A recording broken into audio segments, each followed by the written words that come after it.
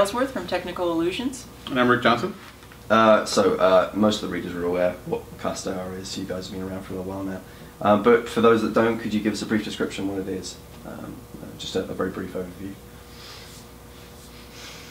Not it. Not it? Okay.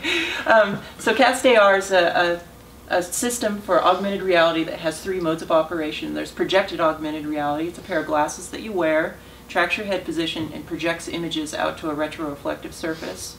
And what this looks like is holographic type images that are formed out onto the surface. The surface can be rolled out on the table. You can do board games, and you have little 3D characters that can extend above the surface, at the surface, or below the surface. Or you can hang it on the wall, and it can be like a giant stereoscopic monitor that tracks your head position.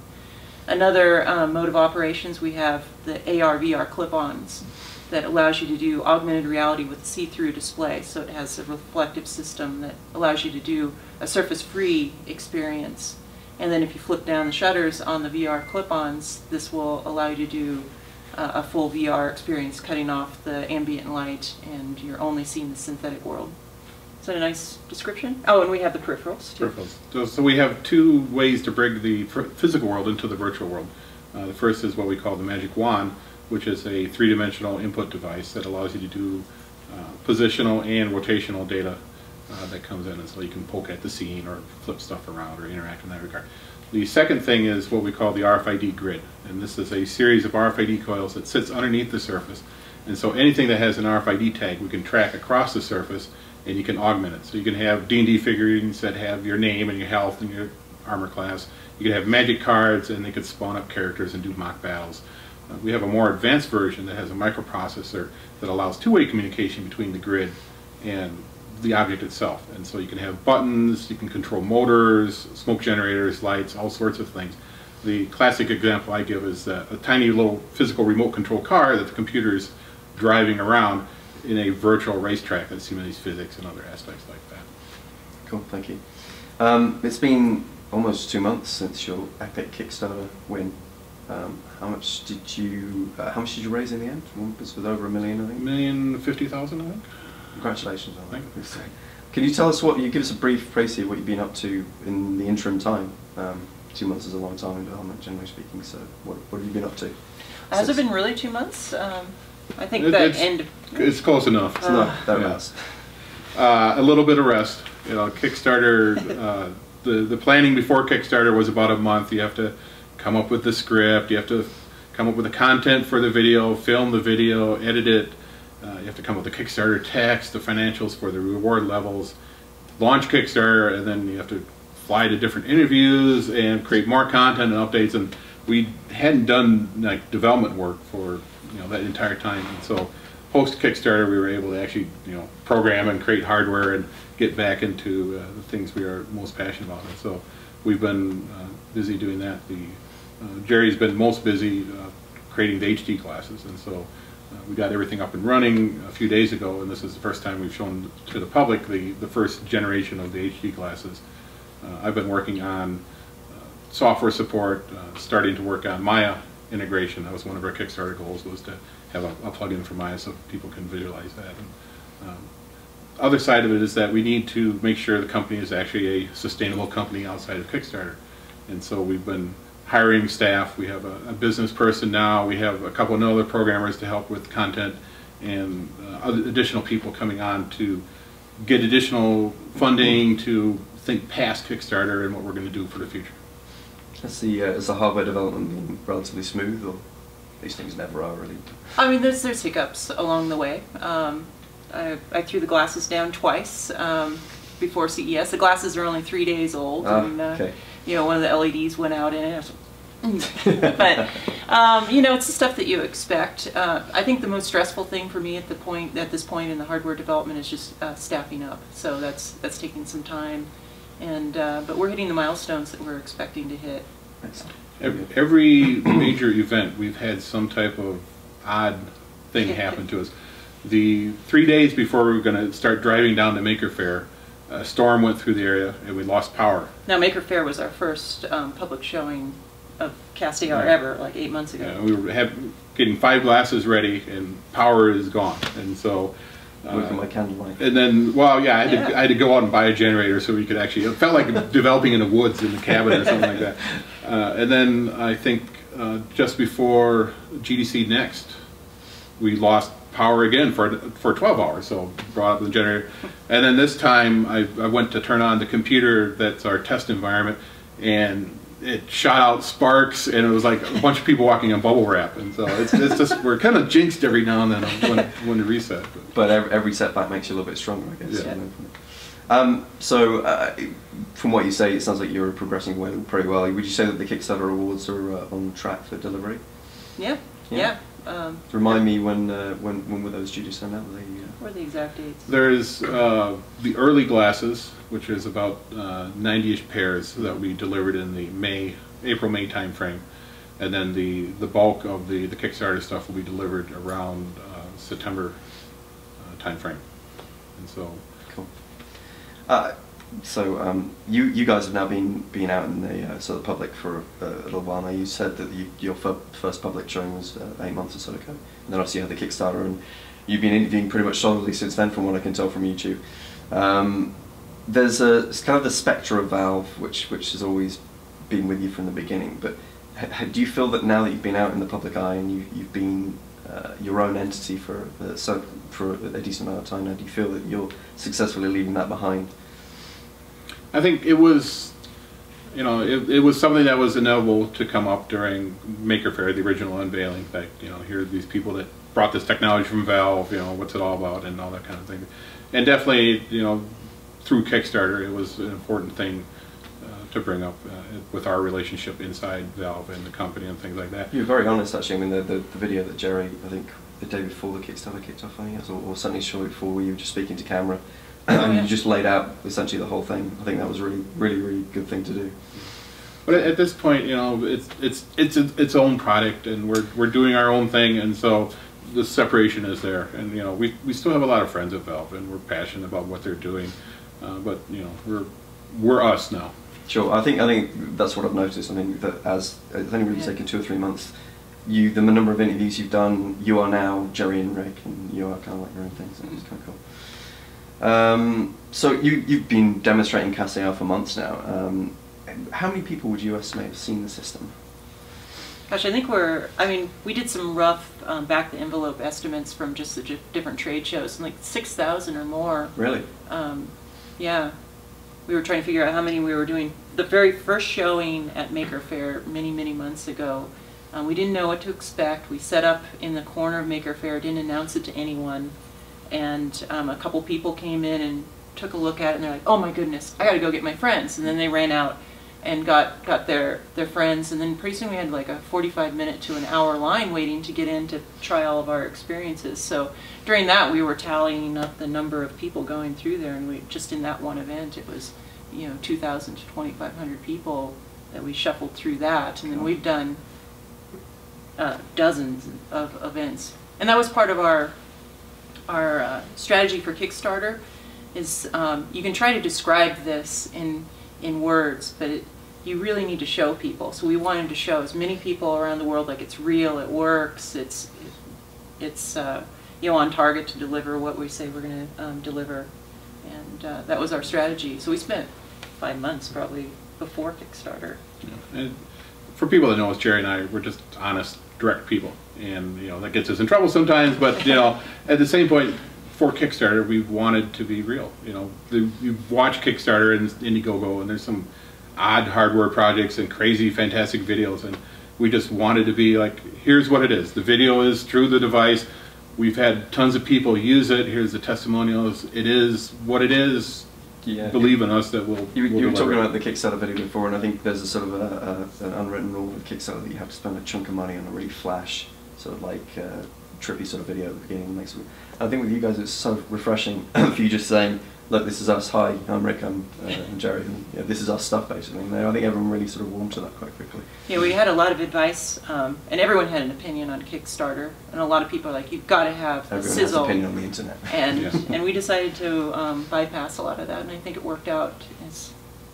Worked out good. So those 6,000 viewings, Have you got any favourite reactions? Have you got any like ones that stick out in your mind as you know, ones that say they're for me, at Maker Faire, the first time that this one gentleman had ever seen 3D from a computer display before, and he was tugging on my arm. He's like, "Jerry, you don't understand. I've never seen 3D through anything before." And like even in life, he had, wasn't it? That, well, I don't know. It wasn't exactly clear. Yeah. But he was so excited. He was like, "Wow, that's awesome!" You know, and you know, it's partly our tracking system. Lets people that have issues with their eyes that they can't see 3D through some of these systems.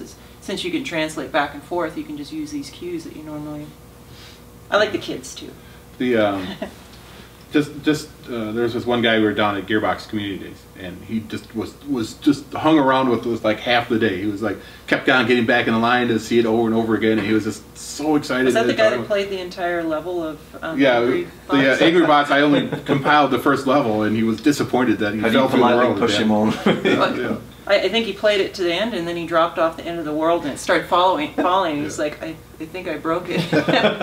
I love the kids. I think one of my other favorite experiences, we were at California Extreme, which is an arcade pinball show, and there was a kid that could barely see over the top of the table, and he was really digging it. And we had kind of the configuration with a little L shape on it, and we had a spaceship on the thing, and he somehow wrenched his head, and he could see underneath the spaceship, and he was like, "Daddy, I can see under the spaceship." And I was... Dad just going, "No, you can't." On the same line, I mean, of all your family and friends, who's the biggest Cast AR addict, would you say? Who's the one who plays with it? Who's the one who's constantly bothering you to get another go? Well, I think when we were at Valve, our very earliest prototypes, we had people that come hang around for 3 or 4 hours and play in the hardware lab. So some of the cohorts in the hardware lab, to the point where we were having difficulty getting our work done because they were laughing, and we had a multiplayer game where you could kind of grief each other, and they would just sit there and just screw with each other constantly. Sounds great. So I think one of my most favorite memories was we had a game jam during Kickstarter, and we broadcast it live to everybody, and we were kind of, you know, Jerry and I and everybody, we put so many hours in that, you know, she and I in particular, we would have colds for like 2 months, you know, just stress. I mean, there's no time to think. So this was kind of a weekend where we could have a little bit of fun, and there was a bunch of people in the office doing games and stuff like that, and we could relax. And so a few people were consuming some alcoholic beverages, and one person in particular, I won't mention her name, she put on the glasses. It was not Jerry. But we had designed, after Sharknado, Catnado, a cat, you know, a tornado of cats that they spin around in 3D, and you can look at it.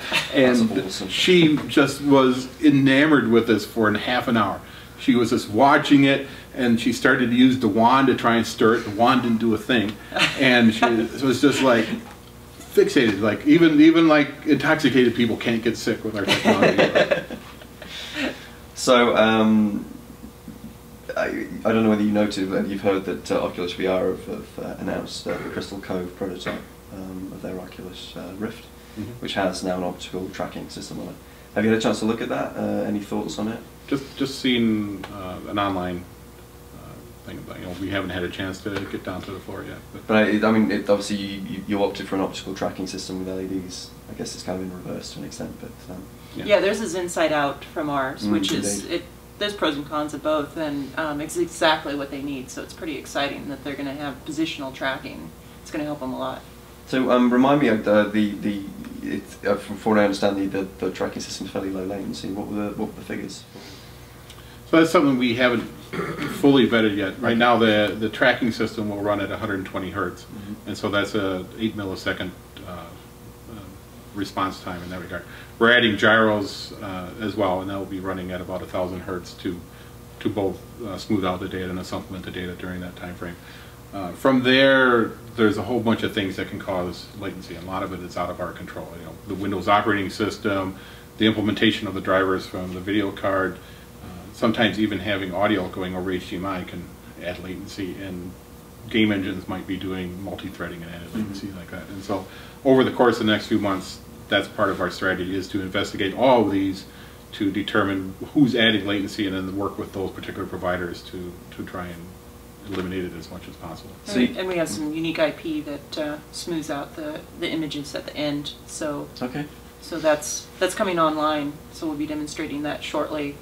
So we can actually fix some of that stuff up at the last second before it gets displayed. Have you had a chance? Have you got to the stage where you're starting to call developers for producing content? For obviously, by definition, a platform lives or dies on the quality of the content that's on it. Have you had a chance to go out there and sort of find guys, or have people come to you and ask, "Can we start developing? When can we start developing for Cassia?"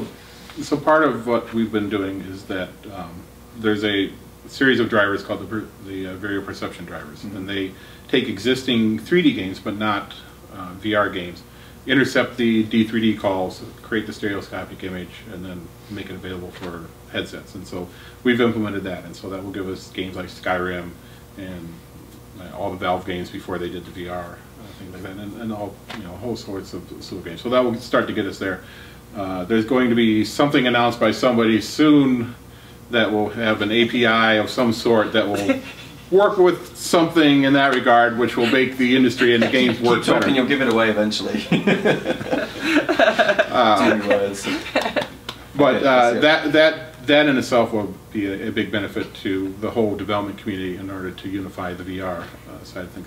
On the AR side, we've initially been doing integrations into Unity and other engines, making the SDK easily available or easily usable by platforms. So the first thing I'm going to do. Wait! I want you to say the game engine, some big game engine that we're not going to mention. That's huge and sorry.